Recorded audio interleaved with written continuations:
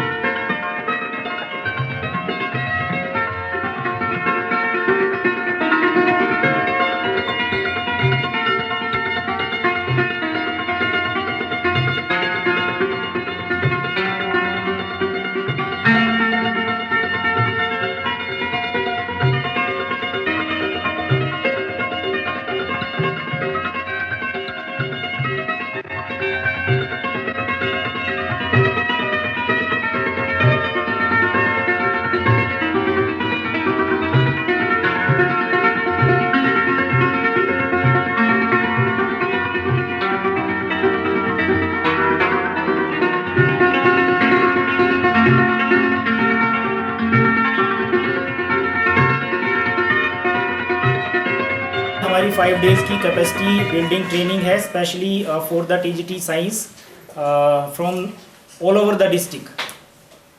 पूरे डिस्ट्रिक्ट से इस ट्रेनिंग में जो है वो लोग आए हैं।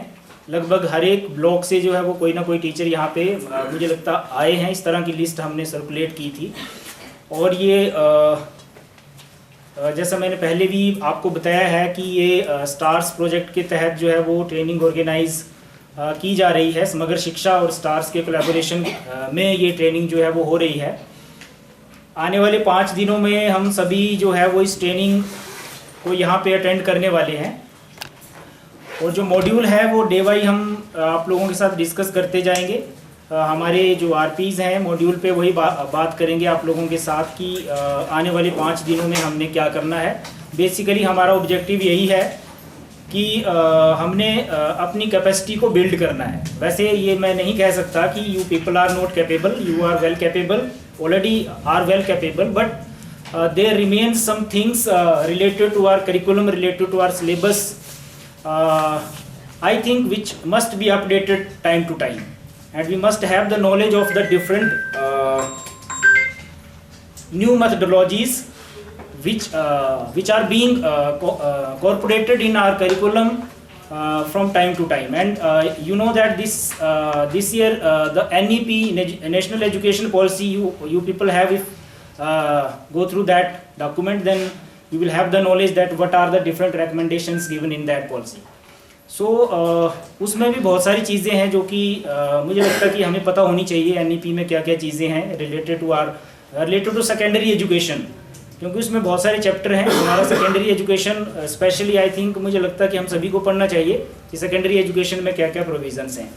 तो टाइम टू टाइम मेथडोलॉजीज़ जो हैं वो चेंज होती हैं पढ़ाने की। पेडागोजी के ऊपर हमें काम करना चाहिए और नई नई चीज़ें जो हैं वो उसमें हमें सीखनी चाहिए।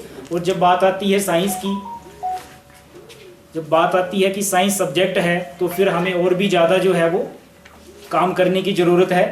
और मुझे लगता है कि अगर हम साइंस पढ़ा रहे हैं तो हमारा सबसे पहला मोटिव क्या होना चाहिए,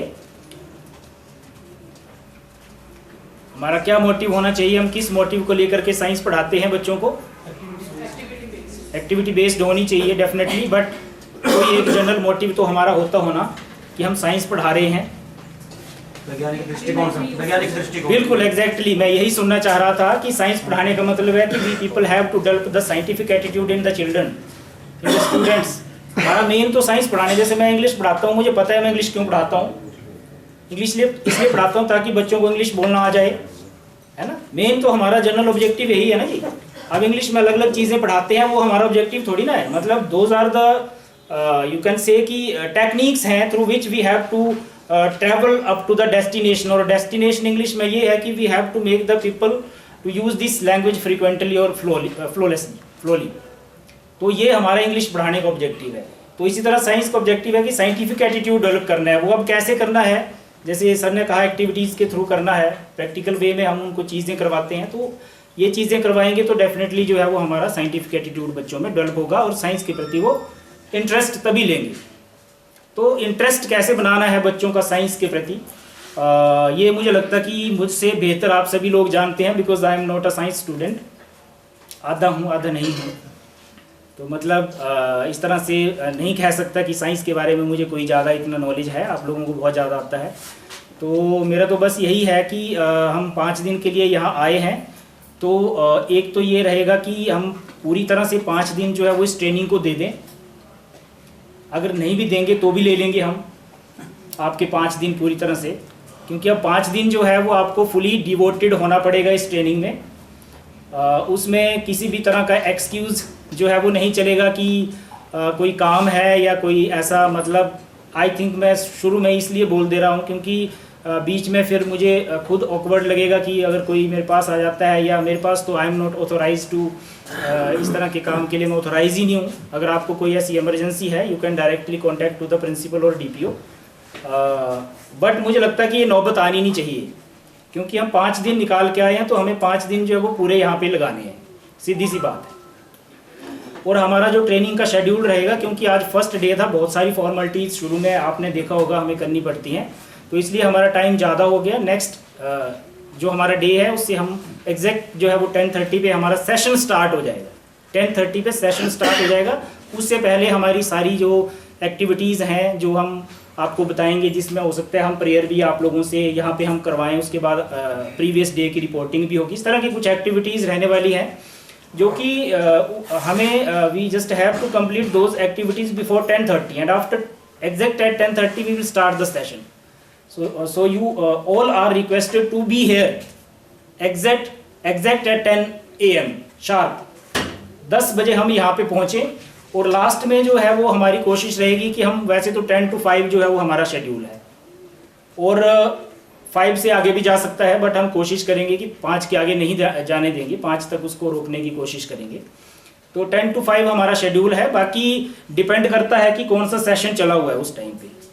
अगर सेशन की रिक्वायरमेंट है तो 5 भी बज सकते हैं, अगर सेशन की रिक्वायरमेंट नहीं है तो 4:45 4:30 तक भी हम आपको छोड़ सकते हैं। इससे पहले हम नहीं कर पाएंगे। सो ये मैं इसलिए बता रहा हूँ क्योंकि यहाँ पे 5 दिन के लिए आप ठहरे यहाँ पे। ये हॉस्टल है हमारा नीचे, एक इंडक्शन ट्रेनिंग हमारी कल से चली है, वो लोग भी यहाँ पे रुके हुए हैं, और रहने का जो इंतज़ाम है वो दोनों के लिए है, both for the mails and the females. आप रह सकते हैं आराम से। क्वेरी या कोई बात होगी तो हम बीच में ज़रूर करेंगे। तो मैं रिक्वेस्ट करूँगा अपने अजय जी से कि वो आएँ और सेशन हमारा जो है वो स्टार्ट करें।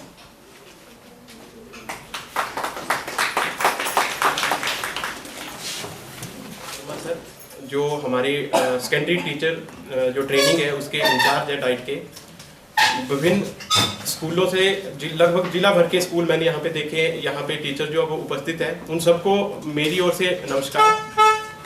तो इससे पहले शुरू करें हम अपनी आज की वर्कशॉप को, मैं पहली बात ये क्लियर कर देना चाहता हूँ कि हम आपसे सुपीरियर नहीं हैं, हम भी आपकी ही तरह हैं।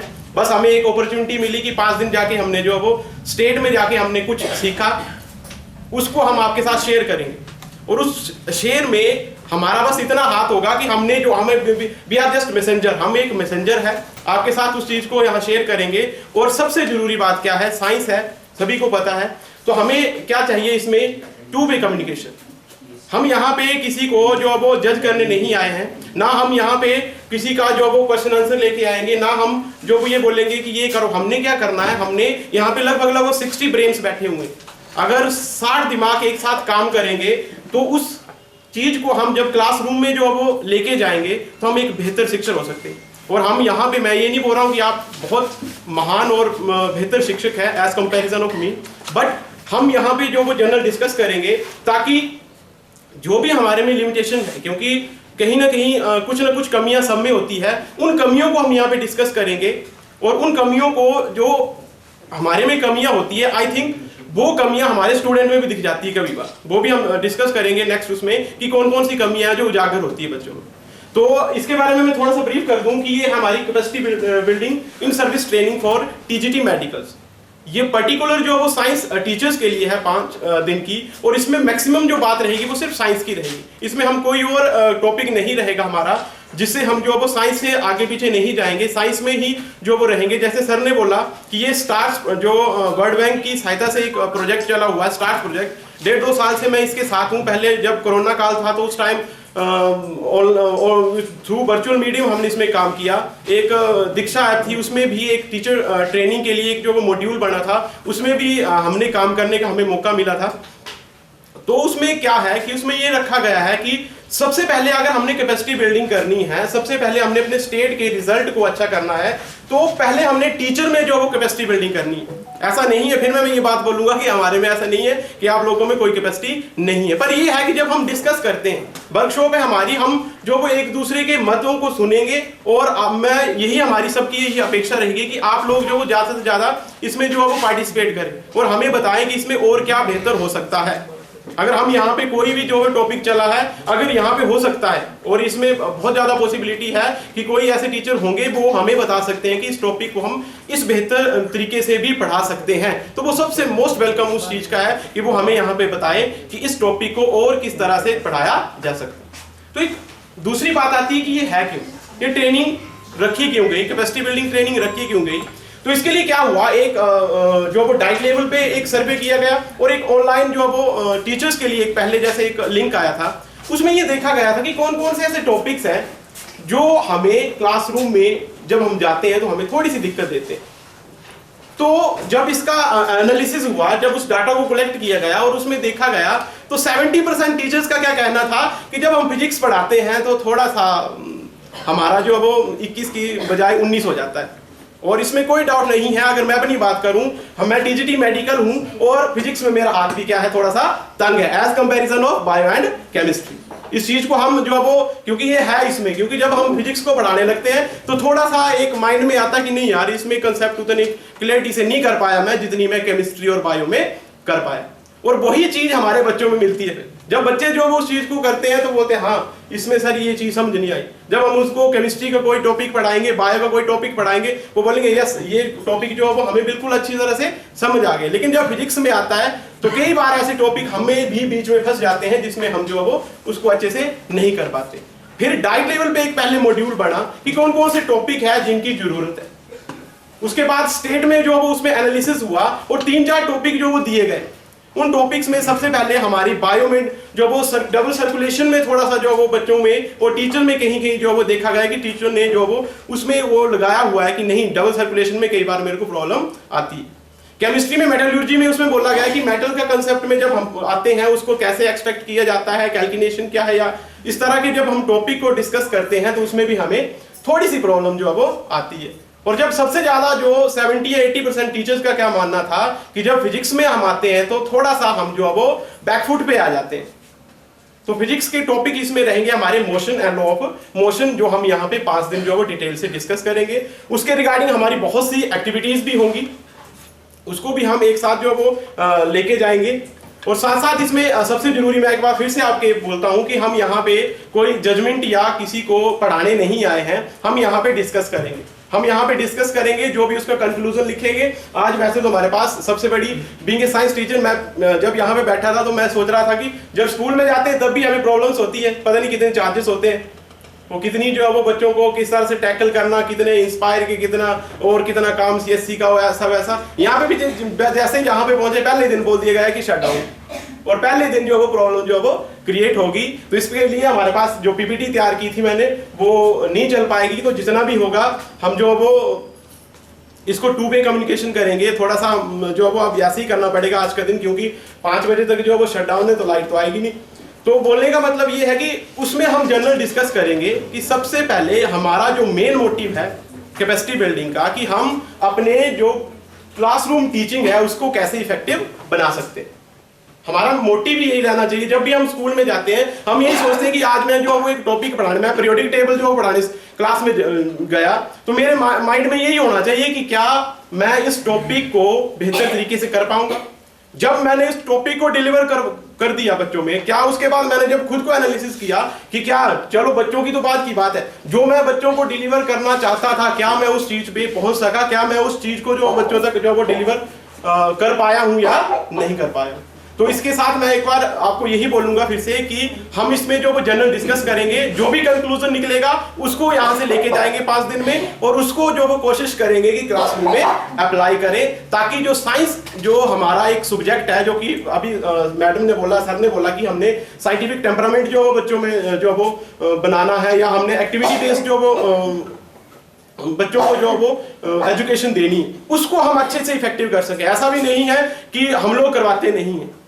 हर एक टीचर यहाँ पे जो आए हैं वो अपने अपने सब्जेक्ट में मास्टर्स हैं, और अपने तरीके से वहाँ पे जो वो एक्टिविटीज भी करवाते हैं और बच्चों को एक्स्ट्रा नॉलेज भी देते हैं।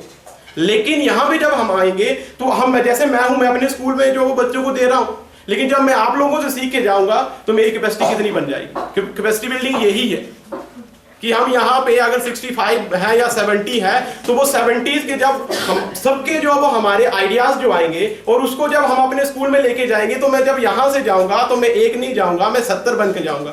मेरे पास जो वो 70 ब्रेन का जो वो पूरा डाटा पड़ा होगा, उसको मैं जब अप्लाई करूंगा बच्चों में, तो उसमें जो एक मेरी जो आउटकम्स होगी, या मैं जो लर्निंग आउटकम मैंने जो रखे होंगे, उनको मैं आसानी से अचीव कर सकता हूँ। तो हम अपना सेशन जो वो सबसे पहले इसी से शुरू करेंगे। हम देखेंगे कि साइंस है क्या एक्चुअल। इससे पहले जो वो मीठा मुंह कर लेते हैं और थोड़ा सा चाय पी लेते हैं, उसके बाद जो वो 12 बजे से हम जो वो सेशन को शुरू करते हैं।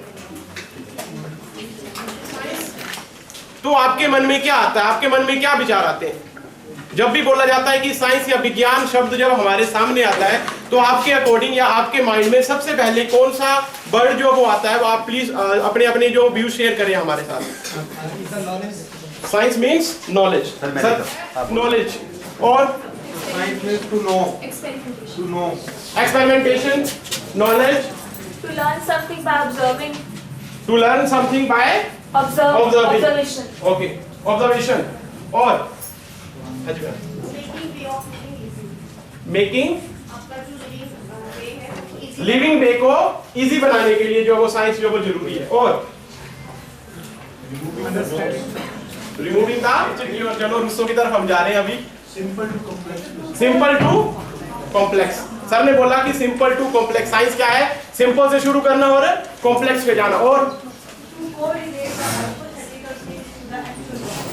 ठीक है, जो हमने हाइपोथेसिस बनाई है, उसको जो वो एक्चुअल हैपनिंग जो हमारे बीच में या एक जो फिनोमिना हो रहा है, उसके साथ जो वो कोरिलेट करना ही साइंस है।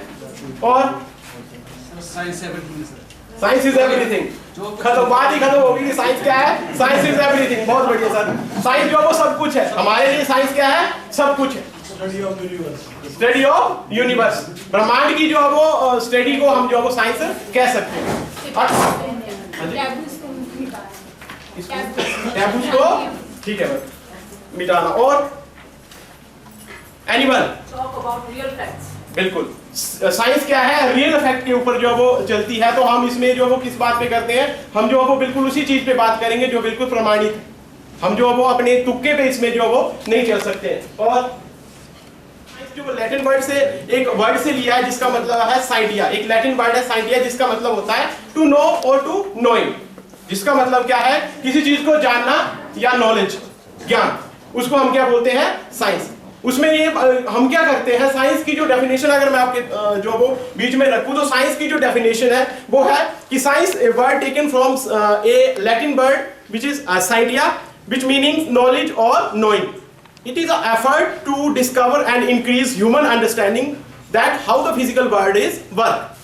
हम जो वो एक साइंटिया वर्ड का मतलब है नॉलेज। हम क्या करते हैं, जितने भी हम एफर्ट करते हैं, नॉलेज जितना भी हम गेन करते हैं, किस लिए करते हैं, ताकि जो एनवायरनमेंट में या इस ब्रह्मांड में जितनी चीजें जो हो रही है, उनको समझने के लिए जो हम साइंस का इस्तेमाल करते हैं। थोड़ी सी कंफ्यूजिंग इसकी जो डेफिनेशन है। अगर अभी जो हमारे पास यहाँ पे व्यूज आए हैं उसको हम देखें, तो साइंस की जो सिंपल डेफिनेशन हम बना सकते हैं वो क्या है, science is the knowledge that is gained from observation and experimentation.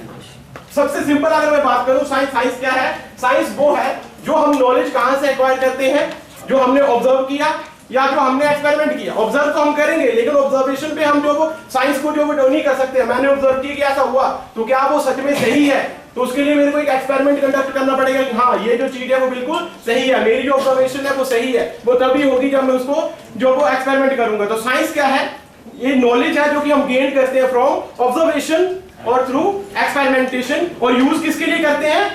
To know the physical world. Physical world के बारे में जानकारी हासिल करना हम जो इसके लिए इसको लेते हैं। तो यहाँ पे सबसे पहले एक चीज जो वो नहीं आई, जो वो हम दूसरी बात आते हैं, एक आती है नॉलेज और एक होता है अंडरस्टैंडिंग, ज्ञान और समझ।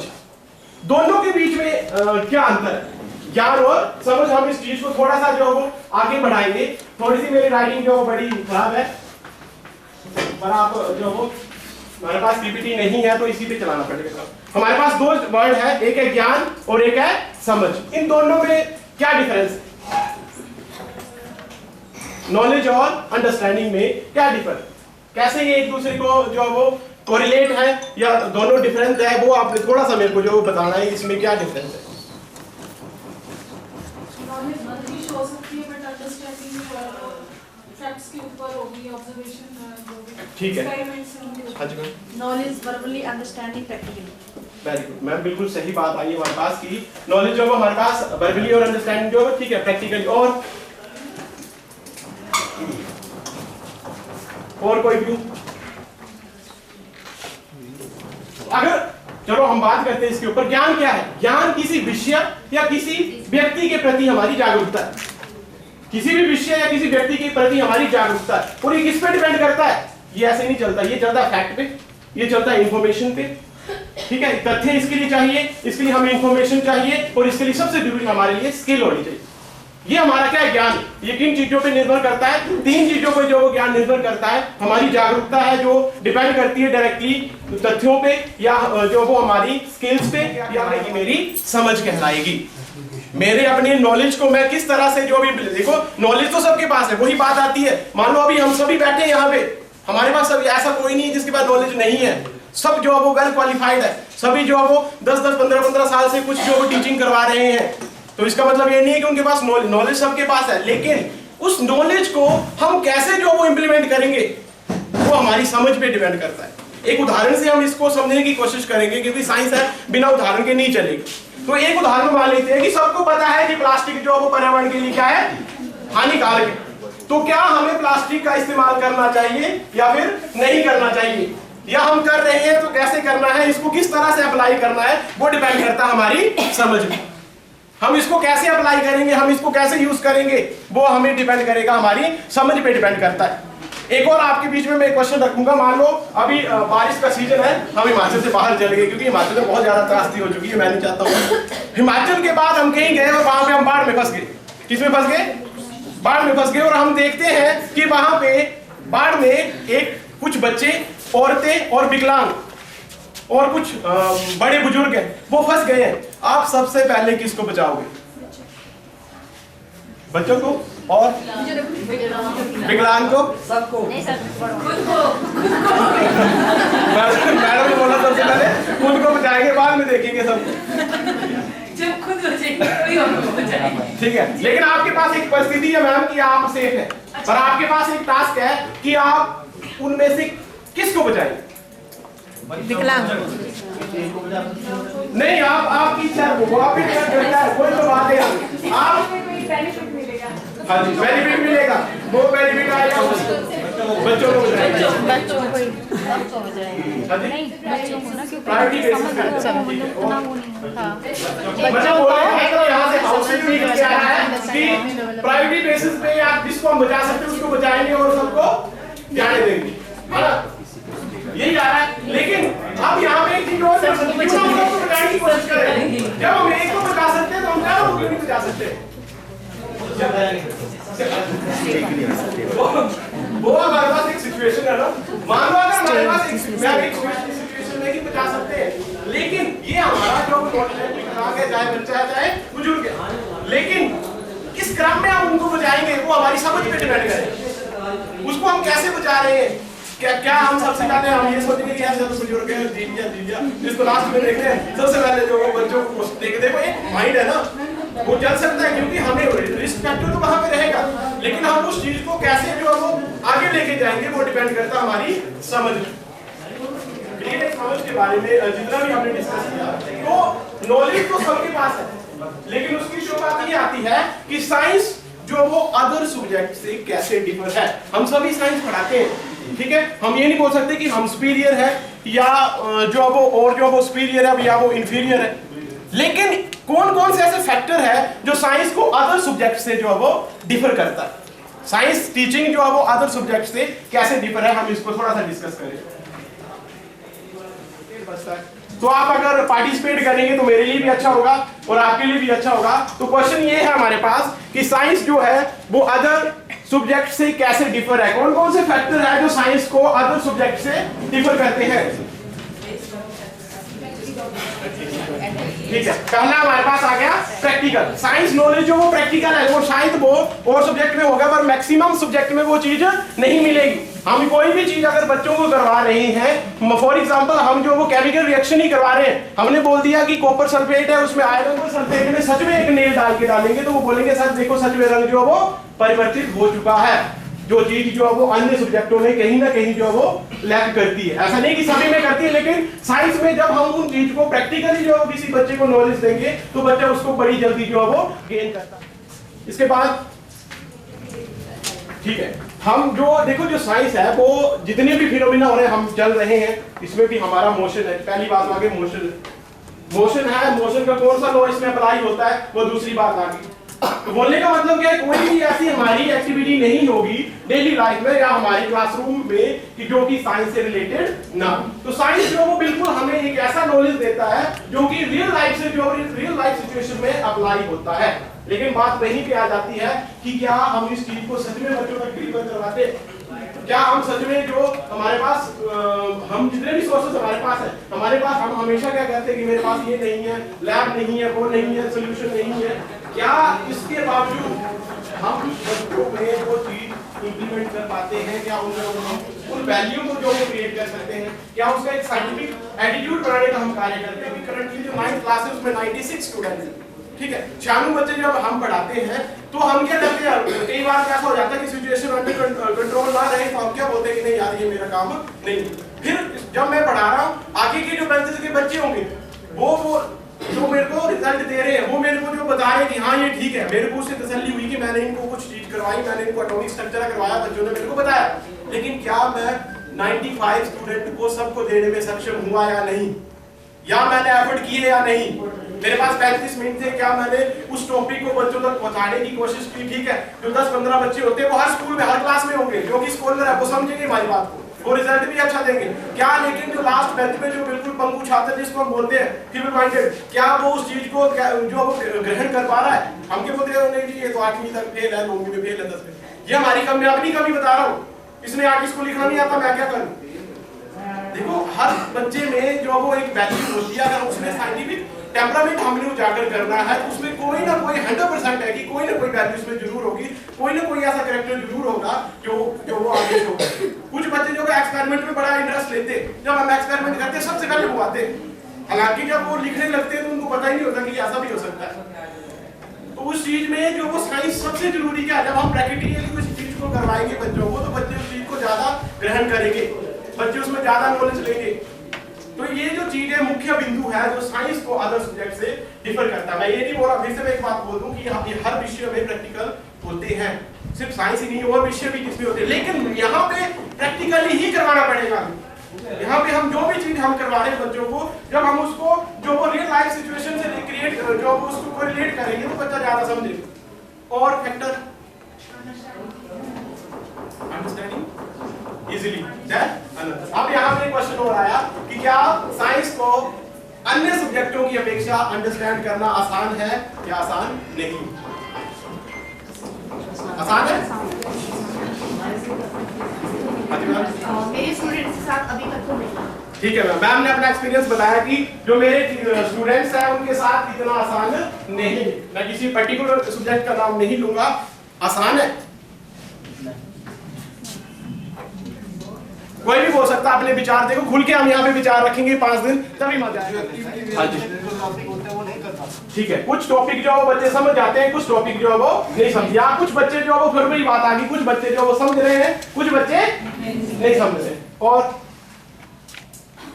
सर इजी बनाया जा सकता है। हाँ जी मैम, कैसे? जैसे आजकल हमारे पास स्मार्ट क्लासरूम्स हैं। हाँ जी मैम। और प्रैक्टिकल बेसिस पे हम उनको इजी बना सकते हैं, लेकिन मैंने जो प्रॉब्लम फेस की है वो ये की है कि बच्चे जब लिखने की बारी आती है वो वर्बली बहुत अच्छा रिस्पॉन्स देते हैं, पर जब लिखने की बारी आती है तो फिर वो एक्सप्लेन नहीं कर पाते। ठीक है, फिर वही बात आई कि जब मैम प्रैक्टिकली करवा रहे हैं तो बच्चे समझ रहे हैं, लेकिन उस चीज को वो जो जब वो बात आती मूल्यांकन की, तो मूल्यांकन हमारा प्रैक्टिकल से नहीं होगा, मूल्यांकन होगा जो पेपर में लिखा हो, 15 छोटे क्वेश्चन किए या नहीं किए, क्या वो हमने केवल 35 या 33% लेने के लिए तभी हमारा रिजल्ट आएगा। लेकिन यहाँ पे इस सिस्टम को हम चेंज नहीं करेंगे, इसलिए आप समझाएंगे भी कि हम लोग इसको, क्योंकि ये तो घर घर की कहानी है कि बड़ी घर पे है।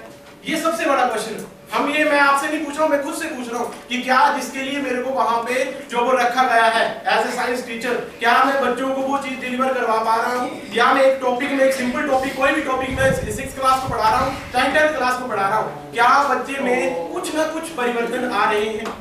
या जब भी साइंस टीचर की बात आती है तो साइंस में बच्चे कब इंटरेस्ट लेंगे वो हमें देखना पड़ेगा। सबसे पहले तो हमें क्लासरूम में जब जाएंगे हमें जो सबसे पहले चेक करना पड़ेगा कि माहौल क्या है, क्या बच्चे सच में साइंस में इंटरेस्टेड है।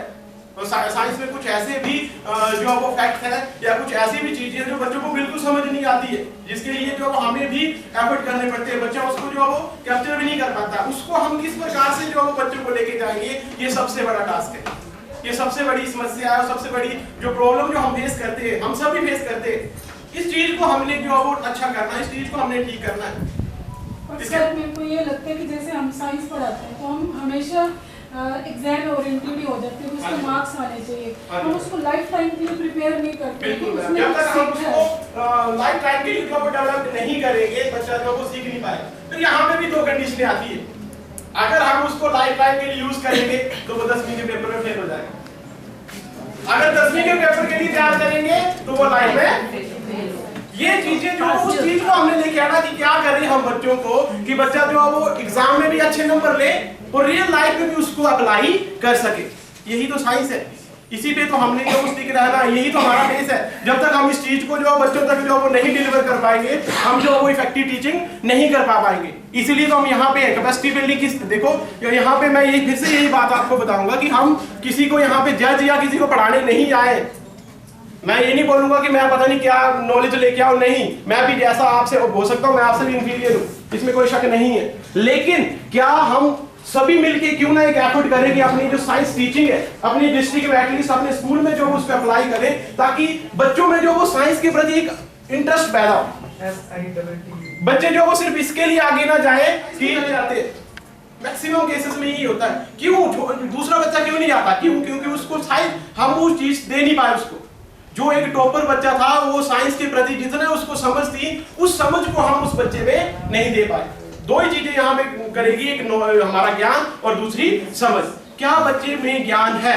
फिर वहीं पे मैं इसलिए मैं दो चीजें पहले हमने डिस्कस की, ज्ञान तो हमने दे दिया, सबने दिया, क्या उसमें वो सच में वो समझ आ गई है कि क्या उसको वो रियल लाइफ में यूज कर सके, या क्या वो उसमें ये फाइंड आउट कर सके कि नहीं साइंस पढ़ूंगा +1 में, ताकि मेरे को जो वो इसमें ये स्कोप दिख रहे हैं, जब मैं इस चीज में मेरी इसमें मास्टरी है तो मैं इस चीज में जब आगे जाऊंगा तो मेरे को आसान। देखो सबका अल्टीमेट गोल क्या है? नौकरी। आज की डेट में हम सब बच्चे क्या तैयारी करते हैं? जब हम थे तो हम भी पढ़े लिखे तो हम क्या सोचते थे कि एक नौकरी मिल जाए हमें, सबका गोल यही रहेगा।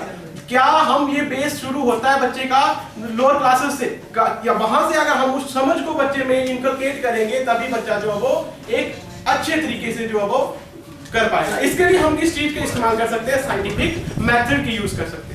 साइंटिफिक मेथड्स जो है वो यूज करेंगे इसमें, करेंगे। साइंटिफिक मेथड है क्या? सबसे पहले हम क्या करेंगे, एक ऑब्जर्व कर, कुछ चीजों को क्या करेंगे? ऑब्जर्व करेंगे। हमने कोई चीज ऑब्जर्व कर ली, मैंने फॉर एग्जांपल मैंने या किसी बच्चे ने कोई चीज ऑब्जर्व कर ली, या जो साइंटिस्ट होते हैं वो क्या करते हैं? पहले ऑब्जर्व करते हैं, उसके बाद जो ऑब्जर्व उन्होंने किया उसको वो करते हैं try to test through experiment. उस चीज को वो टेस्ट करने की कोशिश करते हैं थ्रू एक्सपेरिमेंटली। जब वो एक्सपेरिमेंटली उस चीज को टेस्ट करते हैं, उसके बाद जो रिजल्ट आते हैं उसको हम बोलेंगे, ये जो स्टडी हुई उसको हम बोलेंगे साइंटिफिक मेथड। अब साइंटिफिक जो मेथड है वो कहां पे होते हैं, कहां पे वो मेन उनका फोकस कहां पे रहता है? प्रॉब्लम सॉल्विंग पे। कि जो भी सबसे पहले तो जब हम क्लासरूम में जाएंगे तो हमारी कोशिश क्या होनी चाहिए कि बच्चों में हमने क्या करना है, एक प्रॉब्लम सॉल्विंग जो है वो एक, या उनमें जो वो टेम्परामेंट यूज करना है। लेकिन प्रॉब्लम वो कब सॉल्व करेंगे? जब हम उनको प्रॉब्लम में छोड़ेंगे। सॉल्व होगी जब उसमें प्रॉब्लम आएगी। किसी भी सब्जेक्ट को जब हम पढ़ाएंगे, किसी भी टॉपिक को जब हम पढ़ाएंगे, बच्चों में हमने क्वेश्चनिंग माइंड को जाकर करना है। बच्चे के माइंड में हमने जो वो एक ऐसा जो वो कीड़ा तैयार करना है कि वो क्वेश्चन पूछे। और आज की डेट में जो गवर्नमेंट स्कूल आई थिंक जो पीछे है, उसका कारण क्या है? बच्चे क्वेश्चनिंग नहीं करते, और ये हमारे लिए भी बड़ा हार्मफुल है। बच्चे क्वेश्चनिंग करेंगे तो हम भी क्या होगा, हमारा भी जो है वो उसको हम बोलेंगे कि हमारे में भी केमिकल चेंज होता रहेगा, नहीं तो रस्ट लग जाएगा। ये बात 100% श्योर होती है। अगर बच्चे क्वेश्चनिंग करेंगे तो हमें एक्स्ट्रा प्रिपेयर होके जाना पड़ेगा। क्लास में जब हम अंदर एंटर करेंगे, बच्चों में क्वेश्चनिंग होगी कि सर ये हुआ तो क्यों हुआ। और कई बार क्वेश्चन बच्चे कुछ ऐसे क्वेश्चन पूछ लेते हैं कि हमें भी नहीं पता होता कि नहीं यार ऐसा भी हो सकता है। बहुत सी चीजें ऐसी होती है, मैं अपनी बात करूं तो कुछ बच्चे मिलते हैं, ऐसे नहीं कि नहीं मिलते हैं। बच्चे ऐसे भी सोचते हैं कि क्या हम उस चीज को बच्चों में जो बोलेंगे कि नहीं, मैं हम क्या फिर आइडिया लगाते कि ऐसा है या वैसा है, फिर हम उसको देखते कि नहीं यार बच्चा जो पूछ रहा था वो सच में सही है। तो सबसे जरूरी क्या है, हमें साइंस क्लासरूम में क्या क्रिएट करना है, बच्चों में क्वेश्चनिंग माइंड को जो वो क्रिएट करना है। और उसको जब हम प्रॉब्लम में जो वो फंसाएंगे, तब उस प्रॉब्लम का जब वो सोल्यूशन मिलेगा थ्रू ए साइंटिफिक मेथड, एक साइंटिफिक मेथड को यूज करके जब उसका हम सोल्यूशन पे पहुंचेंगे, वो जो नॉलेज होगा वो परमानेंट होगा और जो बच्चे का लाइफ लॉन्ग जो है वो यूज करेंगे। फॉर एग्जाम्पल अगर मैं बता दूं, मैं एक छोटा मोटा प्रैक्टिकल ही करवा रहा हूं, जैसे हम 6th क्लास में करवाते हैं। सबसे आसान है मोमबत्ती का जो है वो उसके ऊपर ग्लास रख देते हैं, या नीचे जो है वो उसके छोटे छोटे बॉक्सेस रख देते हैं, या कुछ भी रख देते हैं उसको एयर को जाने के लिए, एक को बंद कर देते हैं। तो बच्चा उसमें बड़ा इंटरेस्ट लेता है। 6th वाले बच्चे तो ऐसे आते हैं जैसे पता नहीं कोई जादू का खेल हो रहा है, हम करवा कुछ नहीं रहे, क्योंकि वो बिल्कुल कोरे हमारे पास आते हैं जब वो 6th में आते हैं। तो वो बड़ा उसको इंटरेस्ट से देखते हैं। और फिर जब हम उनको सीधे बता देंगे कि नहीं जलने के लिए ऑक्सीजन जरूरी है, वो नहीं समझेंगे। आप कल दूसरे दिन जितना मर्जी पूछ लो आप उनसे। लेकिन जब हम उसको एक्सपेरिमेंटली करवाएंगे कि जब मैंने इसके ऊपर मोमबत्ती के ऊपर ये गिलास रख दिया तो ये बुझ क्यों गई, तो वो 100% बता देगा कि नहीं इसमें क्या था, हवा जो है वो बंद हो। भले ही वो ऑक्सीजन को बता पाएगा, वो अदर फैक्टर है, लेकिन वो इतना जरूर बता पाएगा कि जब हमने इसको बंद कर दिया तो हवा नहीं गई तो आग बुझ गई। तो यही चीज है हमने बच्चों में जो वो एक साइंटिफिक मेथड के द्वारा जो बच्चों में इनकलकेट करनी है। हमने बच्चों में जो है वो प्रॉब्लम सॉल्विंग के लिए जो वो तैयार करना। यहाँ पे एक छोटा सा हमारा डायग्राम है, अभी पीपीटी तो है नहीं तो ऐसे ही काम करना पड़ेगा हमें। तो सबसे पहले अगर हम बात करें साइंटिफिक मेथड में, अ वे टू सॉल्व प्रॉब्लम, हम एक प्रॉब्लम को कैसे सॉल्व कर सकते हैं, उसके लिए कौन कौन से स्टेप्स जो वो यूज करते हैं। सबसे पहले इसके लिए हमें क्या करना पड़ेगा, मेक ऑब्जर्वेशन। सबसे पहला काम क्या होगा, हमें कुछ ऑब्जर्व करना पड़ेगा, तभी हम उस चीज पे जो है पहुंच पाएंगे।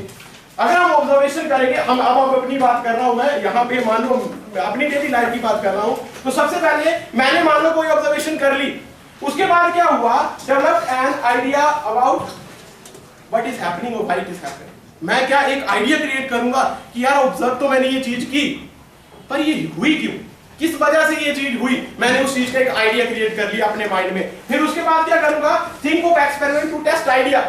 फिर तब तक साइंस में तब तक मैं उसको वैलिडेट नहीं कहूंगा जब तक मैं उसके लिए एक्सपेरिमेंट नहीं करूंगा। मेरे को उस चीज को जो मेरा आइडिया है उसको समझने के लिए क्या करना पड़ेगा, एक एक्सपेरिमेंट कंडक्ट करना पड़ेगा। उस एक्सपेरिमेंट को कंडक्ट करने के बाद ही मैं कुछ बता पाऊंगा कि क्या मैं जो वो इस अचीव करने में या प्रॉब्लम सॉल्विंग में जो वो सक्सेसफुल हुआ हूं या नहीं। अगला स्टेप क्या आता है, predict what will happen in experiment. Predict कर रहे हैं हम, मैं एक्सपेरिमेंट जब करूंगा, कोई भी मैं एक्सपेरिमेंट कर रहा हूं तो मेरे माइंड में एक आउटकम है, पहले से मेरे माइंड में एक आउटकम है कि मैं ये एक्सपेरिमेंट कर रहा हूं अपने आइडिया को परखने के लिए, इसका जो मेरे पास रिजल्ट आएगा वो ये आएगा, पर वो मेरी प्रेडिक्शन है। वो मेरी प्रेडिक्शन पे डिपेंड करता है कि मैं जो रिजल्ट मैं ये कर रहा हूँ। फॉर एग्जांपल मैं जो वो साइंस जो वो बच्चों को पढ़ा रहा हूँ, मैं जो वो 70 बच्चों को साइंस पढ़ा रहा हूँ या 10 बच्चों को साइंस पढ़ा रहा हूँ, तो मैं सबको ऑब्जर्व करके जब मैंने उसको एक्सपेरिमेंट करके जब वो एग्जाम में बैठेंगे तो मेरी प्रेडिक्शन क्या है कि 70 के 70 बच्चे क्या हो सके, पास हो जाए। लेकिन उसके बाद सबसे जरूरी क्या है, हमने जो वो क्या करना है, ऑब्जर्व करना है कि एक्चुअल में हुआ क्या मैं उन 70 बच्चों को सच में पास करवा पाया जो मेरी प्रेडिक्शन थी, जो मेरा एक्सपेरिमेंट था, जो पूरे साल की मेरी कमाई थी। उसके बाद अगर मैं उस चीज को अचीव नहीं कर पाया, तो मेरे को क्या करना पड़ेगा, मतलब कहां पे कमी थी, मेरे आइडिया में कमी थी। मैं उस जो मैंने आइडिया क्रिएट किया था वो क्या था, गलत था। कब, जब मेरा रिजल्ट नहीं आया, जब मेरा एक्सपेरिमेंट के बाद मेरा रिजल्ट नहीं आया, तो इट मींस मेरे आइडिया में क्या थी, कमी थी। तो फिर मेरे को कहां पे आना पड़ेगा, एक डेवलप्ड आइडिया। फिर से मेरे को एक क्या क्रिएट करना पड़ेगा, आइडिया क्रिएट करना पड़ेगा। यहाँ पीपीटी बनाई थी, उससे हम इसको अच्छे से समझ सकते थे, लेकिन यहाँ कहीं समझना पड़ेगा। तो यहाँ से दोबारा से मेरे को जो है वो वापस आना पड़ेगा और दोबारा से एक जो है वो थिंक करना पड़ेगा एक्सपेरिमेंट के ऊपर। एक आइडिया मेरे को दोबारा से खोजना पड़ेगा कि जो मैंने चीज आइडिया सोचा था, जिसके ऊपर मैंने एक एक्सपेरिमेंट क्रिएट किया था, वो सक्सेसफुल नहीं हुआ, उसको मैं सक्सेसफुल नहीं कर पाया। तो दोबारा से मेरे को फिर से आइडिया लेके आना पड़ेगा, उस पर फिर एक्सपेरिमेंट कंडक्ट करना पड़ेगा। उस एक्सपेरिमेंट की मेरे पास मैं क्या सोच के उस एक्सपेरिमेंट को कर रहा हूँ वो मेरे को माइंड में रखना होगा।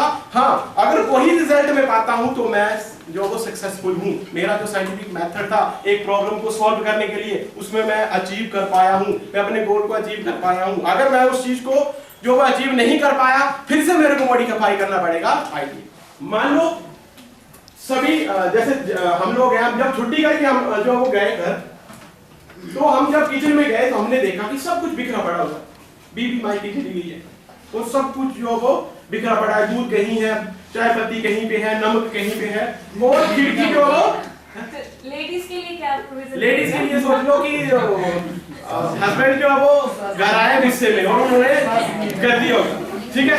तो जब वो सब कुछ बिखरा पड़ा हुआ है और एक खिड़की है, विंडो है, वो खुली हुई है और सामने जो है वो एक पड़ोसी का घर है, तो आपके माइंड में सबसे पहले क्या क्वेश्चन आएगा? पड़ोसी आया, आपके माइंड में क्या क्वेश्चन आएगा कि इतना जो यहाँ पे खलारा पड़ा हुआ है, ये क्यों पड़ा हुआ है?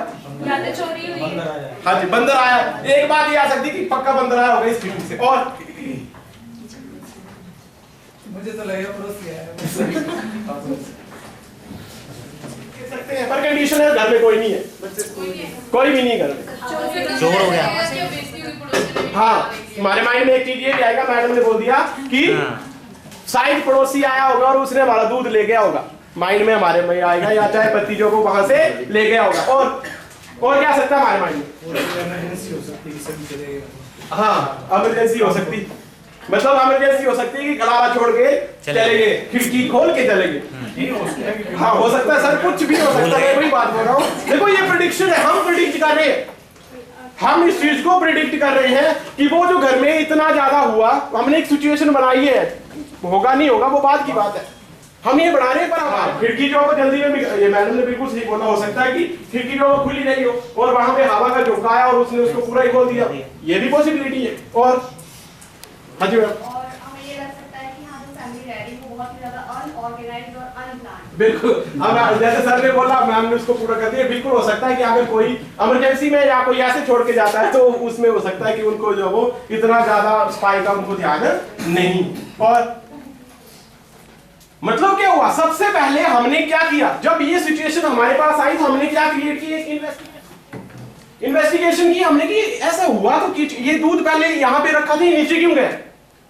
यहाँ पे चाय पत्ती का एक जो डिब्बा था वो नीचे क्यों? हमने क्या किया, उस चीज को इन्वेस्टिगेट करना शुरू कर दिया अपने ही माइंड में। पता नहीं क्या हुआ होगा, हो सकता है कि बंदर आया हो सकता है कि हमारा पड़ोसी आया हो सकता है कि हवा से वो खुली हो, या हो सकता है कि जल्दी जल्दी में कोई चला गया हो और उसको बंद करना या उसको संभालना नहीं किया हो। तो मतलब हमने सबसे पहले अपने ही माइंड में क्या शुरू कर दी, उसकी एक इन्वेस्टिगेशन जो है वो शुरू कर दी। इन्वेस्टिगेशन जब हमने शुरू कर दी तो हमारे माइंड में जो वो, पहले तो हमने ये नहीं किया, हमने सबसे पहले ये किया ये चलेगा, तो हम सबसे पहले क्या करेंगे, इन्वेस्टिगेट करेंगे कि कौन कौन सी चीजें मिसिंग है या कौन सी चीज नहीं है, या अगर कोई चीज है तो वो किस स्तर की है, किस लेवल में बची है, या पूरी खत्म हो चुकी है या नहीं खत्म हो चुकी है। दूसरा हम क्या करेंगे, इन्फेरेंस। इन्फेरेंस मतलब गैसिंग करना शुरू कर देंगे। अब हमारी तुक्का लगाना शुरू कर देंगे। हम क्या करेंगे, अब हम जो अब अपने मेन उस टॉपिक पे आ जाएंगे, ऐसा क्यों हुआ। अब एक माइंड में हमारे भी आ सकता है कि हाँ खिड़की खुली रहेगी होगी, बाहर से हवा का झोंका जोर से आया होगा, उसने सारे डब्बों को, ठीक है, पहला हमारे में ये गैसिंग, हम गैसिंग कर रहे हैं। दूसरी हमारे में ये आ सकती है कि नहीं, यहाँ से हो सकता है ये खुली रह गई हो और बंदर आया हो और उसने कुछ खाने के ढूंढ रहा हो और इस सब चीजों को तहस नहस करके। तीसरा हमारे माइंड में ये आ सकता है कि नहीं, ये पड़ोसी का काम है, पड़ोसी भी खतरनाक है, ये भी आ सकता है। और वो भी अंदर आके क्या कर सकता है, कुछ चीजों को लेने के लिए वो ये हम क्या कर रहे हैं, इन्फ्लुएंस बना रहे हैं, गैसिंग बना रहे हैं अपने माइंड की, क्या वो सच है या नहीं वो बात की बात है। ये हमने एक सिचुएशन क्रिएट की है। इसके बाद जब गैसिंग जो वो खत्म हो जाएगी, उसके बाद हम ऑब्जर्व करेंगे। सबसे महत्वपूर्ण जो टॉपिक है हमारा वो रहेगा ऑब्जर्वेशन। हम वहां पे सब चीजों को ऑब्जर्वेशन के थ्रू जो वो देखेंगे कि क्या यहाँ पे हैपन हुआ है, क्यों हुआ है, कैसे हुआ है, इसमें किसका हाथ हो सकता है, वो बात की बात है। सबसे पहले जितना भी हुआ हमने इन्वेस्टिगेट भी किया, हमने गेसिंग भी की, हमने जो वो उसमें इन्फरेंस किया कि ऐसा हो सकता है, सभी जो फैक्टर्स है उनको हमने कोरिलेट किया। उसके बाद हमने ये लगाया कि सबसे पहला हमारा काम क्या है, ऑब्जर्व करना। हम क्या चीज करेंगे, ऑब्जर्व करेंगे, ताकि हमारे पास उस चीज का एक सच्चा जो रिजल्ट होगा वो हमारे पास आ सके। ऑब्जर्वेशन के बाद हम आएंगे मेन उस पे, अब हम करेंगे इंक्वायरी। उसमें हम जो है इंक्वायरी करेंगे कि नहीं ऐसा हुआ है तो इसके पीछे कौन कौन से फैक्टर जो है वो कार्य कर रहे होंगे। अगर स्पेलिंग मिस्टेक होगी तो उसको इग्नोर कर देना, क्योंकि मैं स्पेलिंग में भी थोड़ा ढीला हूँ तो उसके ग्रामर वैसे मैटर नहीं करती। हाँ, पर होता है कई बार इंक्वायरी आई से शुरू होगा, ई से शुरू होगा, वो मैंने लिख दिया ठीक है। तो यहाँ पे अब कंडीशन क्या है, मैंने उसमें इंक्वायरी करना शुरू कर दिया अपने ही माइंड में कि नहीं यार ये भी हो सकता है, वो भी हो सकता है, लेकिन क्या सच क्या है, क्या सच में ऐसा हुआ है, यही चीज जो वो हमने देखनी की नहीं। मैंने ये चीज की यार इंक्वायरी तो मैं करूंगा, कैसे करूंगा, अगर बंदर है उसने किया होगा तो और क्या फैक्टर हो सकते थे जो बंदर उसको अफेक्ट कर सकता था। अगर पड़ोसी ने किया तो वो इतने दूर से रिस्क लेके आएगा, क्या वो नमक लेके जाएगा। मैं उस चीज को जो वो इंक्वायरी करूंगा, क्या हवा इतनी जोर से आ सकती है कि 1-1.5 किलो का जो डब्बा था नमक का जिसको अंदर रखा था, क्या वो गिर सकता है, वो मेरे माइंड में। अब मैंने उस चीज को इंक्वायरी करनी है। अब मैंने जो ऑब्जर्वेशन के बाद मेन अपने उस पे जाना है कि इंक्वायरी पे जाना है कि मैं अब सब चीजों को पूरी तरह से जो वो इंक्वायरी में लेके जाऊंगा, ताकि मेरे को एक सच में ऐसा जो वो प्रमाण मिल सके कि नहीं ऐसा हुआ होगा। इंक्वायरी के बाद अब मेरा जो आएगा, नेक्स्ट जो आएगा, मैं क्या करूंगा, इंक्वायरी मैंने कर ली, अब हम वहां पे पहुंच जाएंगे जिसमें हमने साइंस में देखा था। अब मेरा टाइम है हाइपोथेसिस बनाने का।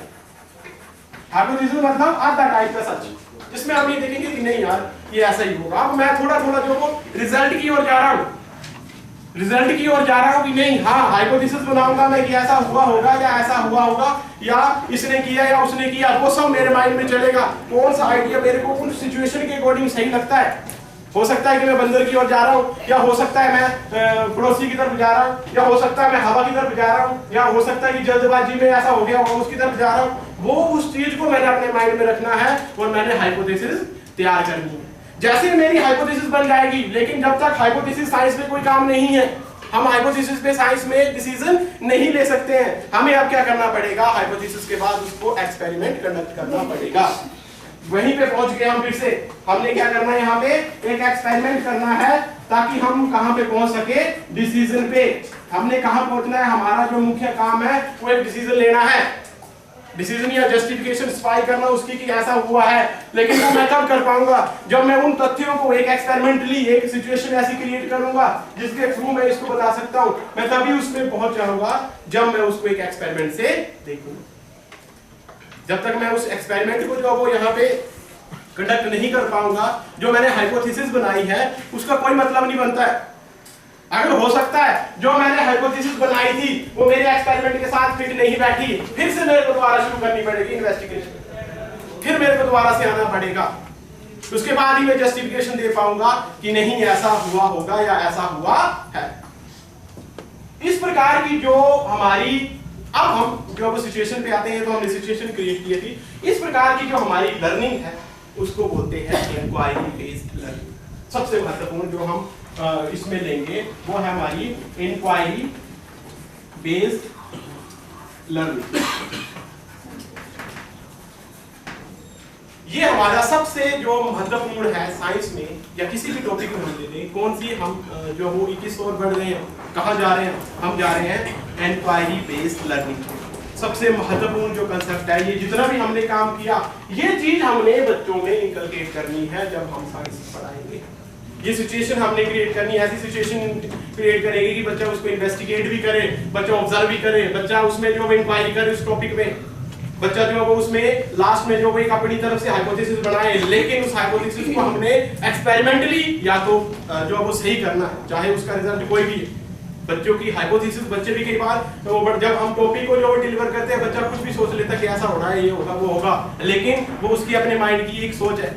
लेकिन जब हम उसको एक डिसीजन तक पहुंचाएंगे, जस्टिफिकेशन तक हम उसको पहुंचाएंगे, तब बच्चे के माइंड में जो एक वो आएगा, एक नॉलेज आएगा, वो परमानेंट होगा और उस बच्चे में कभी भी कोई भी जो वो कमी नहीं रहेगी। और इसको हम क्या बोलते हैं? Inquiry based learning. Inquiry based learning की अगर हिस्ट्री की हम बात करें या इसमें हम देखें कि साइंस में इसका क्या काम है, साइंस में इसका बहुत बड़ा काम है।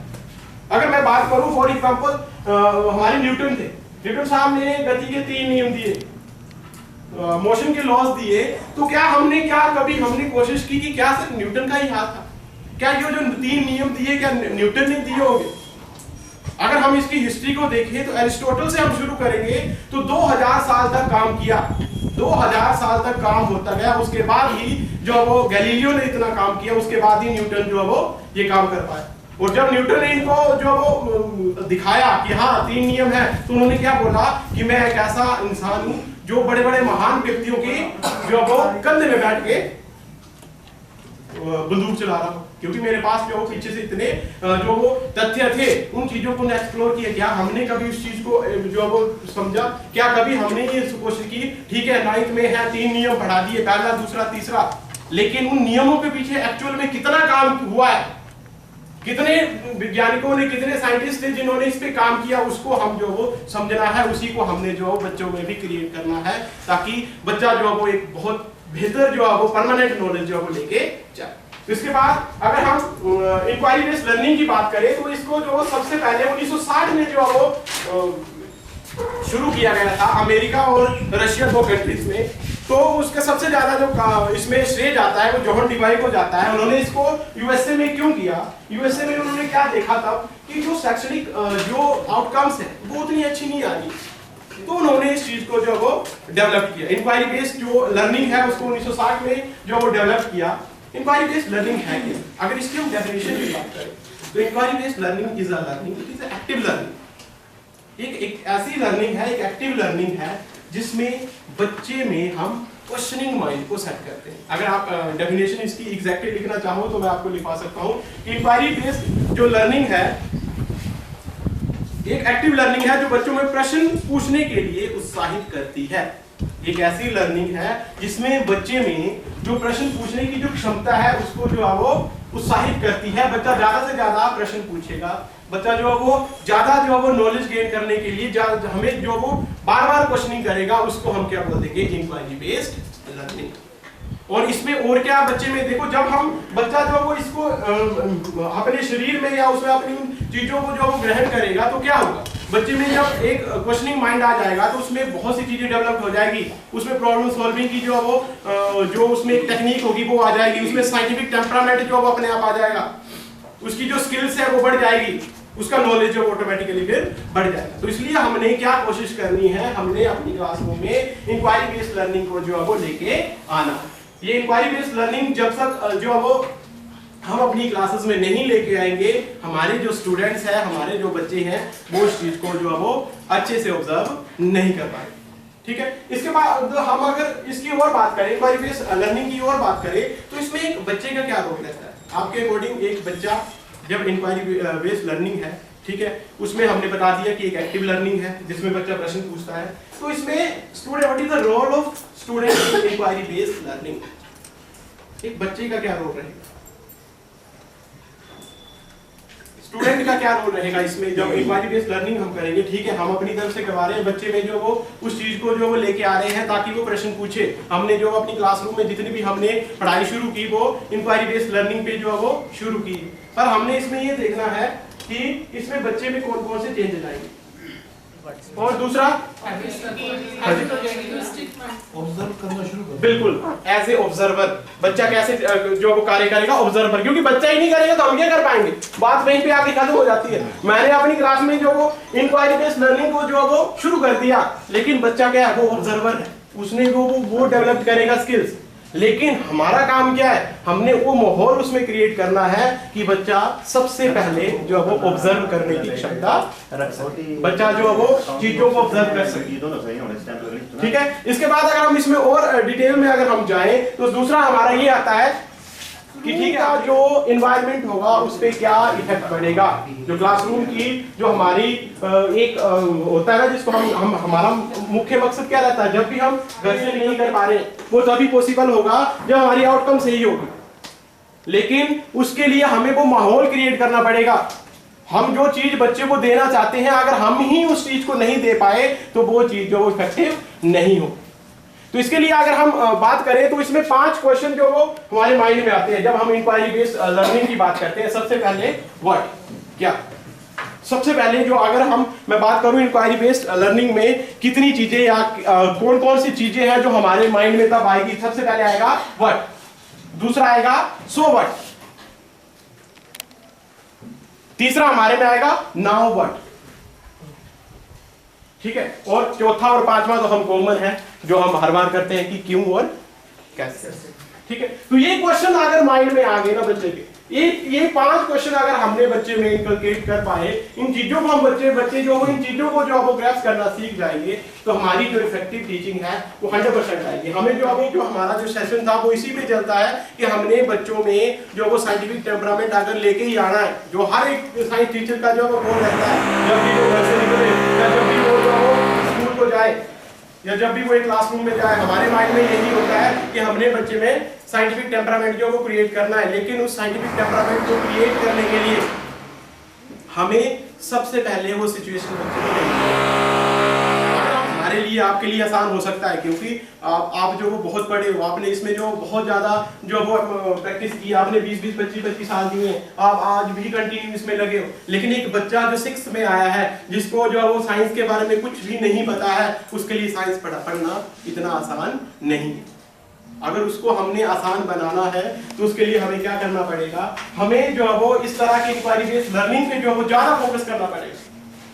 अगर हम इस चीज को बच्चे में तब तक नहीं पहुंचा पाएंगे जब तक हम खुद उसको जो है प्रिपेयर नहीं करेंगे। ऐसा नहीं है कि हम नहीं करते हैं, फिर वही बात आती है, मैं ये नहीं बोल रहा हूँ कि आप लोग नहीं करते हो, लेकिन हो सकता है कुछ एक फील्ड ऐसी होती है जहां पे हम जो है वो उतना अच्छा नहीं कर पाते हैं।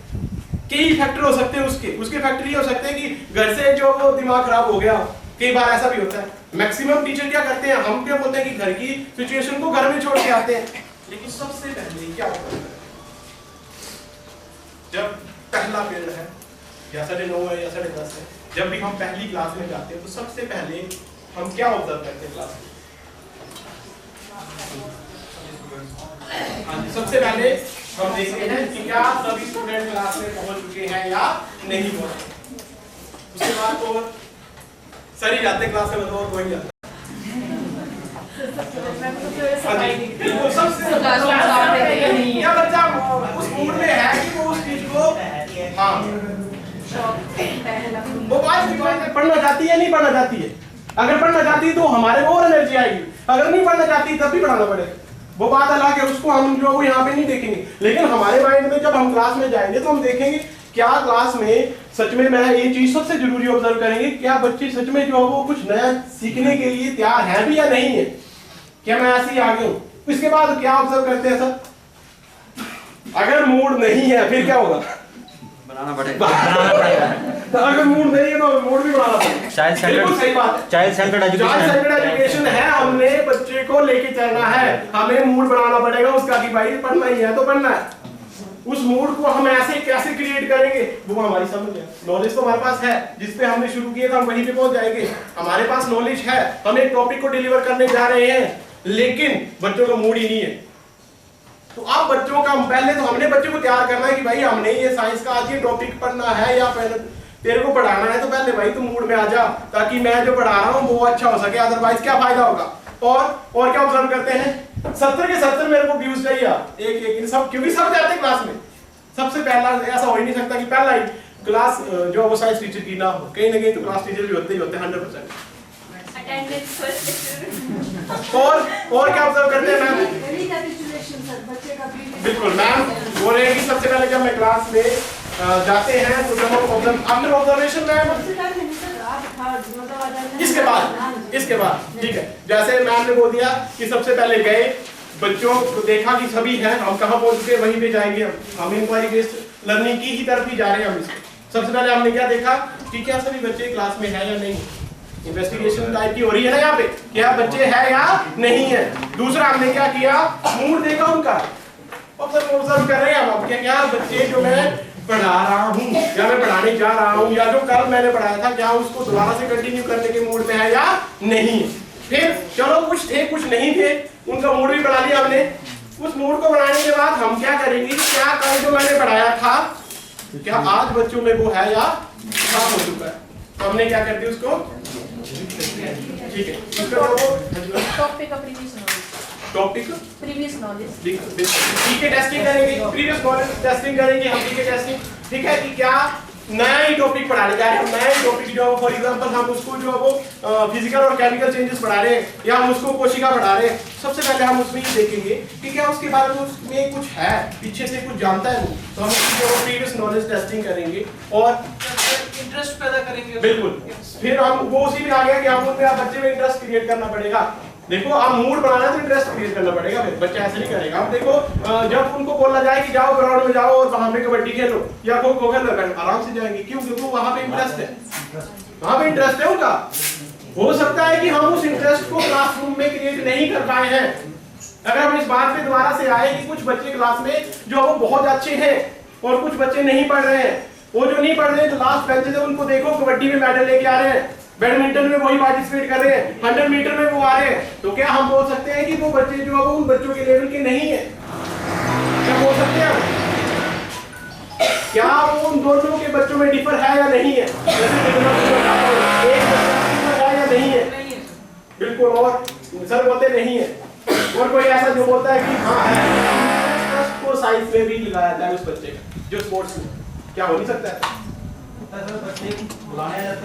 हाँ बिल्कुल, जो बच्चों जिन बच्चों में हम ऐसा नहीं बोल सकते कि पढ़ाई में इंटरेस्ट नहीं बच्चों का, जो हमारे 20% बच्चे होंगे क्लास के, वो अगर हम 5 मिनट किसी कार्य से लेट हो जाए ना तो वो या तो प्रिंसिपल सर के रूम के चले जाएंगे कि वो सर का है, या तो फिर बोलेंगे हमारे पास आएंगे सर को चलो पहले हमारी क्लास में चलो ये काम बात नहीं करनी। ये बात बिल्कुल सही है। आप कुछ बच्चे बोलते हैं जब हमारे तरफ से बात फिर आ गया, ये बात भी है क्या इसमें हम उस देखो, हाँ ये बात बिल्कुल सही है। फील्ड बच्चे की मास्टरी फील्ड में अलग अलग हो सकती है। ये हो सकता है कि बच्चा स्पोर्ट्स में बहुत बेहतरीन हो पर वो पढ़ाई में ना हो, लेकिन पढ़ाई में बिल्कुल ही जीरो, तो क्या इसमें हमारी कमी है या नहीं? हमें ये अपने आप से पूछना है कि बच्चा बिल्कुल एक जिस भी हम स्पोर्ट्स में लेके जा रहे हैं, उसको अंडर 14 लेके जा रहे हैं, अंडर 17 लेके जा रहे हैं, किसी भी स्पोर्ट्स में लेके जा रहे हैं, वो बहुत अच्छा कर रहा है। हालांकि हम करते क्या है, जितने भी हमारे टीटी होते हैं या डीपी होते हैं वो क्या करते हैं, एक ही बच्चे को कबड्डी में होगा वही जो वो एथलेटिक में भी हो, 100% ऐसा होता है। मैं अभी जब एक दो बार मैं भी गया वहां पे, तो एक ही बच्चे के प्राण के पीछे बड़े होते हैं, है ना। तो वो क्या करेंगे, पहले वो बेचारा कबड्डी फिर ऊपर से लेके आने पड़ते हैं बाइक पे, हमने कई बार उठाया कि चलो भाई का कबड्डी का मैच शुरू होने वाला है। तो क्या उस बच्चे में सिर्फ कबड्डी के लिए इंटरेस्ट है? क्या उस कबड्डी वाले बच्चे को जब बोला गया कि तू रेसलिंग लड़, उसने वो रेसलिंग भी लड़ी। जब उसको बोला गया तो बैडमिंटन भी खेल, वो बैडमिंटन भी खेलेगा। जब उसको बोला जाएगा कि यार नहीं तू फुटबॉल में भी तू कुछ जो कर सकता है, तो वो वहां पे भी अपना 100% देगा। लेकिन जब पढ़ाई की बात आती है तो वो फिर पीछे हो जाता है। इट मींस एक माहौल क्रिएट नहीं हो उसके लिए हम वो माहौल क्रिएट ही नहीं कर पाए, हम उसको वो चीज ही नहीं दे पाए जिस चीज को, इस चीज को हमें मानना पड़ेगा। मैं ये नहीं बोल रहा हूँ कि 100% जो हम नहीं दे सकते, कोई भी नहीं दे पाएगा। जब हम अगर एक्चुअल में इवैल्यूएशन करेंगे तो 30-40% तक पहुंचता है बड़ी मुश्किल से। ये हकीकत है, ये हर क्लासरूम की जो हकीकत है। लेकिन क्या जो 20% है उसको हम ऊपर कर सकते हैं या नहीं कर सकते हैं, उस चीज पे हमने काम करना है। उसके लिए ही हमने बच्चों में सबसे पहले जो है वो उसके इंटरेस्ट को क्रिएट करना है। जब एक जो सुपीरियर बच्चा है, जो इंटेलिजेंट बच्चा है, उसका पढ़ाई के प्रति जो वो इंटरेस्ट क्रिएट हो सकता है, वो एक बच्चा जो सिर्फ स्पोर्ट्स में अच्छा है, अदर एक्टिविटीज में अच्छा है, क्या उसका पढ़ाई के लिए हम नहीं कर पाते? मैं किसकी बात करूं, एक जो चीज होती है ना, अगर मैं क्लासरूम एक्चुअल जो वो अपनी रियल लाइफ सिचुएशन की बात करूं तो क्या होता है, हमारी क्लास में मान लो 50 बच्चे, 50 में से 15 या 18 बच्चे ऐसे होंगे जिनको पढ़ाने का बड़ा मजा आता है। सबकी क्लास में ऐसा होता है मैक्सिमम, ठीक है। उसके बाद 10 बच्चे ऐसे होंगे जो मतलब ठीक है कर लेते हैं। उसके बाद 10 बच्चे ऐसे होंगे जिनकी राइटिंग अच्छी है पर पढ़ के कुछ नहीं आते, और 10 बच्चे ऐसे भी होंगे जिनका बेड़ा ही है, वो तो लिखना भी नहीं जानते। अब वो सिचुएशन में रियल लाइफ जो वो हमारी क्लासरूम जो सिचुएशन है उनको बता रहा हूँ। 10th के भी बच्चे हमारे पास ऐसे हैं जो लिखना नहीं जानते, लेकिन क्या चलो उनको, चलो मैं एक लेट अस सपोज कि मैं जब हमारी एजुकेशन की बात आती है, जब हमारी जो वो कोई इंस्ट्रक्शन पे आता है तो कोई ये नहीं बोलता है कि 10 बच्चों को छोड़, वो बोलते हैं इनको क्यों नहीं आया, इट मींस आप में कमी है। हालांकि आपने उनको एफर्ट किए। अगर एक 10th के बच्चे को मैं ABC करवा रहा हूँ, 1 2 3 करवा रहा हूँ, ठीक है, तो वो मैं करवा रहा हूँ, क्या मैं 1 2 3 करवाता रहूंगा कि अपना जो वो अपना सिलेबस भी आगे लेके जाऊंगा? वो डिपेंड, अगर सिलेबस छोड़ देता हूँ तो जो बच्चे अच्छे उनका नुकसान होगा। ये समझ, इस चीज को हमने क्लासरूम में हम सब जो है वो इसको लेके जाते हैं और उसको एक बैलेंस करके भी बनाते हैं। लेकिन क्वेश्चन ये आता है कि वो बच्चे जो चलो और तो छोड़ देते हैं, 10 जो थे उनको छोड़ देते हैं, लेकिन उसके पीछे जो 10 थे जो जिनकी राइटिंग बहुत अच्छी थी, इतनी अच्छी राइटिंग होती है कई बार कि हम देखते हैं कि जब वो काम करके आते हैं तो ऐसा लगता है कि बहुत अच्छे, खासकर लड़कियों जो मतलब लड़कियां होती है हमारी जो लास्ट की होती है, राइटिंग बहुत अच्छी होती है, काम भी उनका अप टू डेट होता है, लेकिन जब टेस्ट की बारी आती है तो वो कुछ नहीं करता। क्या हम उन बच्चों पे काम कर सकते हैं? ये डिपेंड करता है, क्योंकि हमने अगर एक साइंस क्लास में एक बच्चे को देखो, अगर एक अच्छे रिजल्ट देना है, हमने बच्चों को 2 तरीके से तैयार करना है। एक तो उसको मूल्यांकन के पॉइंट ऑफ व्यू से कि उसका रिजल्ट अच्छा आना चाहिए, भाई नहीं तो अगर 25 से नीचे आ गया तो हमारी भी इंक्वायरी हो जाएगी, क्या फायदा, इंक्रीमेंट रुक सकती है, वो बात अलग है। दूसरी बात ये है कि ठीक है मैंने 50% जैसे तैसे 70% रिजल्ट दे दिया, कुछ भी किया, सामने पेज लगा के कुछ भी किया, लेकिन क्या मैं उनमें से कितने बच्चों को रियल लाइफ के लिए तैयार कर पाया? वो बात जो वो सबसे जरूरी। हमने जो वो जब भी हम मूल्यांकन करेंगे हमने 2 तरीके से करना है। अब ये भी बात जरूरी है, सब हम जब मैं भी क्लास में जाता हूँ तो माइंड में क्या होता है यार 90 बच्चे 40 करने पढ़ने पास कुछ नोटिस करती है, तो फिर एक्सप्लेनेशन भी हो सकती है। देखो ये हकीकत है, इस चीज पे हम काम करते हैं, लेकिन क्या हम उसके 40 को 60 करने में हमने कितने एफर्ट किए, कितना इंटरेस्ट बच्चों में क्रिएट किया कर सका, वो हम पे डिपेंड करता है। तो ये सब हम कब कर पाएंगे? जब हम इंक्वायरी बेस्ड लर्निंग जो है वो अपने क्लासरूम में लेके जाएंगे। और ऐसा नहीं है कि नहीं होता है, सभी के क्लासरूम में 10 या 15 बच्चे ऐसे हैं जिसमें ये चीज 100% वो करेंगे। अगर वो कर सकते हैं तो बच्चा तो एक समान है, बच्चे में कहीं भी डिफरेंसेस नहीं है, ठीक है। तो इसके बाद अगर हम बात करेंगे जब हम लेसन प्लानिंग बनाते हैं तो हमने अब सबसे महत्वपूर्ण क्या है, जो हमने लेसन प्लानिंग बनानी है, हमने लेसन प्लानिंग जब बनानी है तो बच्चे में हमने उसी मेथड को लेके जाना है जो कि इंक्वायरी बेस्ड। हमने लेसन प्लान ही इस तरह से करना है कि बच्चा जो 100% क्वेश्चन पूछे, ऐसा हमने कुछ जो उसको तोड़ मरोड़ के अंदर लेके जाना है, ऐसे टॉपिक पे उसको फंसाना है कि हमने बच्चों में जो हो एक क्वेश्चन माइंड जो उसमें क्रिएट हो सके। और जब हमने उसको क्लासरूम से बाहर आना है, हमने एक ऐसे क्वेश्चन में छोड़ना है कि बच्चा जब घर पे जाए तो उसी क्वेश्चन में उलझ जाए। और ऐसा भी होता है, ऐसा 100% होता है जब हम किसी ऐसी सिचुएशन में, जो बच्चे अच्छे बच्चे होते हैं, जब हम उनको एक ऐसी सिचुएशन में छोड़ते हैं जहाँ पे हमें लगता है कि नहीं, हाँ वो बच्चे दूसरे दिन आते हैं, सर आपने जो क्वेश्चन बोला था वो मेरे माइंड में आया नहीं, मैंने नेट भी सर्च किया, मैंने घर में भी पूछा पर उसका आंसर मेरे को नहीं मिला। तो हमने 2 चीजों पे बल देना है या जोर देना है। उसमें हमने क्या करना है, एक सबसे महत्वपूर्ण, हमने बच्चों में अपने लेसन प्लानिंग में सबसे पहले हमने क्या करना है, हमने जो वो इंक्वायरी बेस्ड जो वो लर्निंग को उजागर करना है, ऐसा लेसन प्लान बनाना है जो इंक्वायरी बेस्ड। दूसरा, हमने जब भी हमने क्लासरूम छोड़ना है तो हमने बच्चों को एक प्रॉब्लम सी सिचुएशन क्रिएट करनी है, एक प्रॉब्लम में उसको छोड़ना है कि वो कोशिश करे, जो हम टॉपिक हम उसको पढ़ा रहे हैं उसको वो जो वो कैप्चर करने की कोशिश करे, उसको जो वो लेने की कोशिश करे कि नहीं हाँ ऐसा भी हो सकता है। तो ये हमारा आज का टॉपिक था, पहला सेशन, जिसमें हमारा जो कंक्लूजन है वो यही है कि अगर हमने साइंस में बच्चों पे रिजल्ट को, या हम अपने साइंस जो सब्जेक्ट है उसको अगर इंटरेस्ट बनाना चाहते हैं, इंटरेस्ट क्रिएट करना चाहते हैं, तो हमें इंक्वायरी बेस्ड लर्निंग जो करनी पड़ेगी।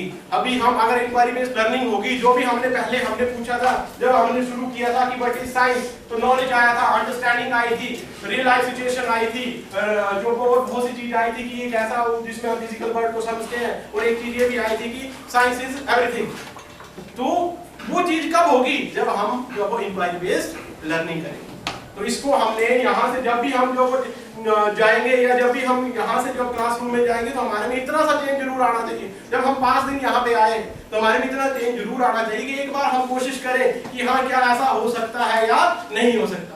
ऐसा नहीं है कि यहाँ पे 5 दिन लगा दिए फिर हम वहां पे पहुंच गए और हम वहां पे उस चीज को जो मतलब देखा भी नहीं, 1% भी उसको इम्प्लीमेंट नहीं कर पाए, तब हम ये सोचते थे कि हमारा या आपका यहाँ आना जो है वो कोई फायदा नहीं है। कितनी आप मुश्किलों से यहाँ पे पहुंचे, कितनी आप प्रॉब्लम्स होती है, बहुत सी प्रॉब्लम होती है सबको, दूर दूर से यहाँ पे आए हैं, लेकिन अगर उस चीज में हम जो वो एक पॉजिटिव लेके जाएंगे क्लासरूम में, हम उसको करेंगे, अगर उस जो हम यहाँ से ले जाएंगे उससे हम अगर 2 बच्चों का भी अगर जो वो साइंटिफिक टेम्परामेंट चेंज करने में सक्सेसफुल हुए तो हम बोलेंगे कि नहीं यार मैंने बहुत कुछ अचीव किया, मेरे जो 5 दिन थे वो बहुत ही फ्रूटफुल हुए और मैंने उसमें बहुत अच्छी चीजें की। तो हमारा जो मेन फोकस यहाँ पे रहेगा, वहां पे हम जो है वो बच्चों में साइंटिफिक टेम्परामेंट तभी क्रिएट होगा जब हम इंक्वायरी बेस्ड लर्निंग करेंगे। इसमें हम 5E का यूज भी करेंगे, जिसका बहुत सी यहाँ पे हम जो वो हमारी वर्कशॉप होती है 5E में। 5E में सबसे पहले क्या आता है, इंगेज।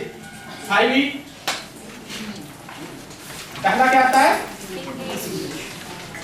सब वही चीज आ गई, यहाँ पे भी इंक्वायरी बेस्ड आ गई। सबसे पहले वही मूड क्रिएट करना है कि वो बच्चा इंगेज करना, उसको हमने जो भी हम लेसन प्लानिंग बढ़ाएंगे या जो भी हम जो वो बच्चे में दे रहे हैं या जो भी हम बच्चे को देना चाहते हैं, हम सबसे पहले बच्चे को क्या करेंगे, एंगेज करेंगे।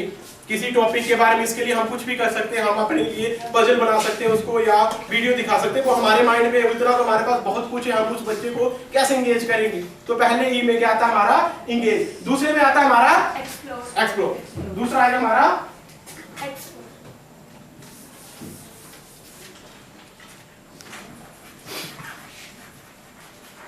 एक्सप्लोर करना है। दूसरी बात आती है वही पीके टेस्टिंग टाइप की, क्या बच्चा इसके जो हम मैं पढ़ाने जा रहा हूँ क्या उसमें है, क्या वो चीज है जिसके लिए मैं उसको टॉपिक डिलीवर करने जा रहा हूँ, उसको और एक्सप्लोर करो। ठीक बोलता है गलत बोलता बोलने दो उसको, जब तक वो क्वेश्चनिंग नहीं करेगा हम जो क्लासरूम में वो माहौल क्रिएट नहीं कर पाएंगे।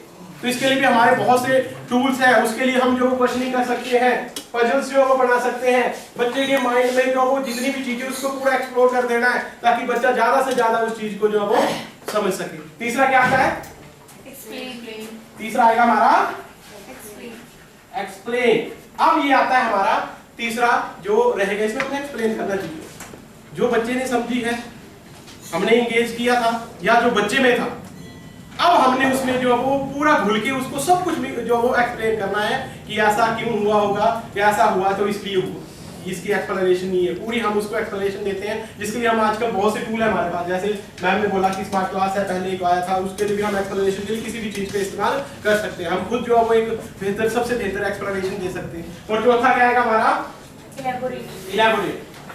अब यहाँ पे उस चीज को हमने थोड़ा इलैबोरेट करना है बच्चे में, जितना भी हमने उसको एक्सप्लेन किया उस चीज को थोड़ा सा इलैबोरेट करेंगे बच्चे को, ताकि जो बच्चा जो उसको यूज कर सके रियल लाइफ में।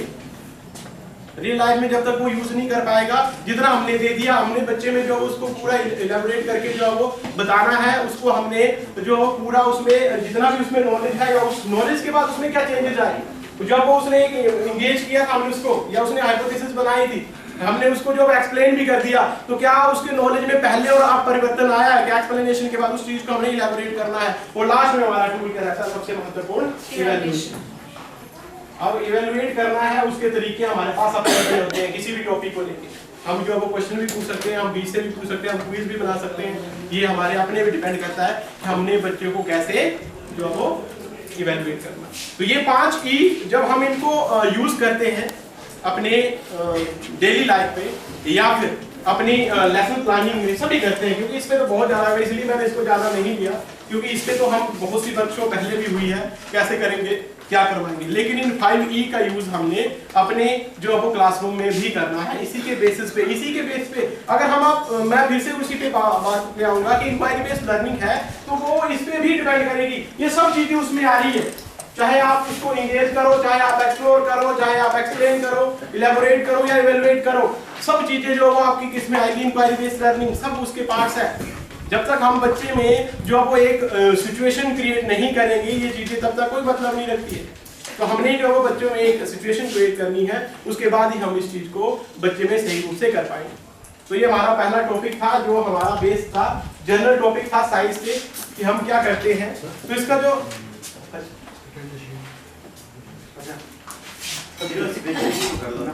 क्लोज करेंगे। किसी की कोई फीडबैक है या और बेहतर तरीके से हम कर सकते हैं तो प्लीज।